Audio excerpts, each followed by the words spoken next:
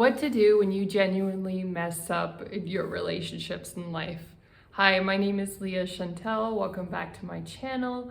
Don't forget to hit subscribe if you want to enjoy more content. And sometimes in life we do mess up. So what do we do when that happens? Because it's sort of like you lost your power a little bit. And in those moments, if you're not careful, when you actually do mess up, other people can take the power over you. And so you want to make sure that you are apologizing in a way that's sincere, that you really mean it, but you also don't want to get hooked into something where you're getting in trouble for something that you really shouldn't be getting in trouble for. So, now I'm talking about the situation from the perspective of, let's say you're an empathetic person and you're actually dealing with a narcissist, but you don't know that they're a narcissist yet. Maybe they're upset because they texted you 10 times in one day and you were really busy working, and then they said something like, oh, well, you didn't respond to my text, therefore you must be doing something wrong on your time, right? Because you should be responsive. You should put your work aside in order to respond to me, right? And the problem with that is like that sets up an expectation or a relationship dynamic that's just not reasonable, because we all have work, we all have demands, and some of us are busier than others. Some of us work multiple jobs, and if you're in that situation, you can't have people who are trying to control you at your beck and call. Like, basically, you don't want to be at their beck and call. That's what I mean. So would you prefer to be at the beck and call of somebody who's narcissistic, or would you prefer to spend your time earning more money? You see what I mean? Like, the earning more money and being responsible at your job should win most of the time. I mean, there are times when you do want to have positive relationships and you do want to have that balance and that downtime. But if somebody's being narcissistic and expecting too much from you when you really need to get down to work, then that's a relationship that you don't want to have in your life. But there are times when you do really screw up, and maybe you are in a good relationship with someone. Maybe you haven't responded to someone in 48 hours you're really close to, and they really are upset because they wondered if you died last night or something because you didn't respond when you came home. And those sorts of things happen sometimes, and then you really did mess up. And some other times when I've messed up is sometimes my friends have introduced me to their friends, and my friends have so many friends that when they introduced me to people, sometimes I forgot who they were. And one of the people they introduced me was actually a major bank manager, really high up in one of the major Canadian banks. And then I met them again and I forgot who they were, and that she was a very successful woman. I felt so embarrassed that I genuinely screwed up and forgot who she was. So when we're in those situations, we want to be genuine. We want to be sorry for what we were actually should be sorry for, but we shouldn't be roped into expectations in relationships that are just not reasonable. Like, we can't be responsive 24 hours a day over text. You know what I mean? That's not reasonable, and people shouldn't expect you to behave that way, right? But is it reasonable to remember somebody's name and face that you've met before, especially when they're an important person? Then yes, sure, and we should genuinely apologize for that.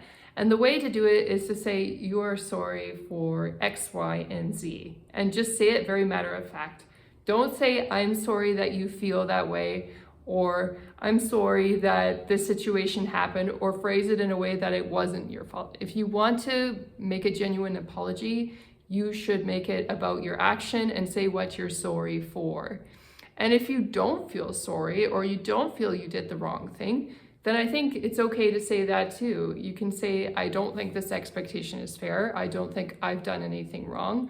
And say that too, because sometimes people are trying to rope you into a narcissistic relationship, and by placing unfair expectations on you, you become their narcissistic supply that boosts their ego whenever they want attention, right? And that's not a healthy relationship dynamic.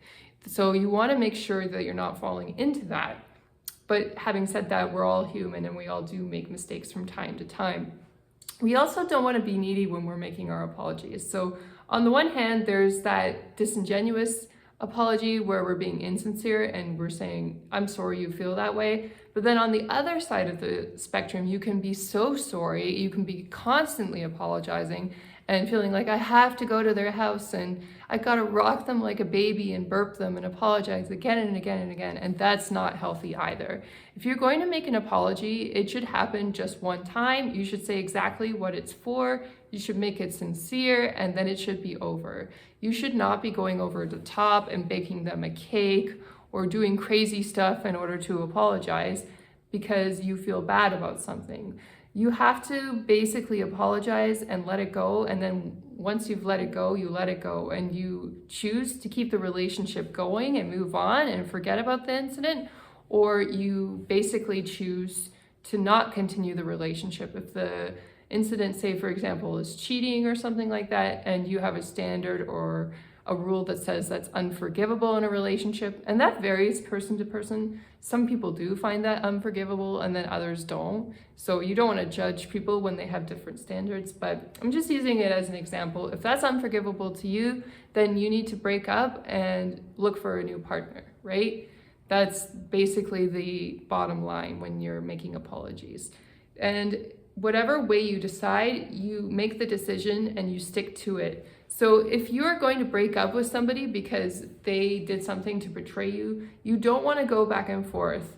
And you don't want to be like, oh, I miss you and let's get back together again. No, that's not healthy. If you really want to break up, then break up and be certain about it. If you're not certain about it, then don't break up with them and just take a bit more time to think about what you want to do about this and what kind of behavior you're willing to accept and what kind of behavior doesn't work for you.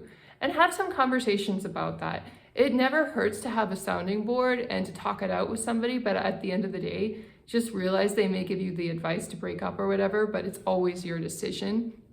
And there isn't a right or a wrong. There's just behavior that you're willing to accept. And in the same way, if you've done something wrong, that's up to the other person to decide that they are going to accept or not accept your wrong behavior. And there's really nothing much you can do other than try to make genuine amends and apologize for it. And then after that, it's up to them what they want to do next. And you can't really force things on your end or control the situation. I hope you'll find this video helpful on how to apologize genuinely when you've made a mistake. If you want to comment and talk about other situations where you've made an apology, where it's worked for you, or maybe where it didn't work, I'd be really interested to hear about those stories. If you like this video, please press like, and also don't forget to subscribe if you want to see more video content from me. I hope you're all having a wonderful week, and take care.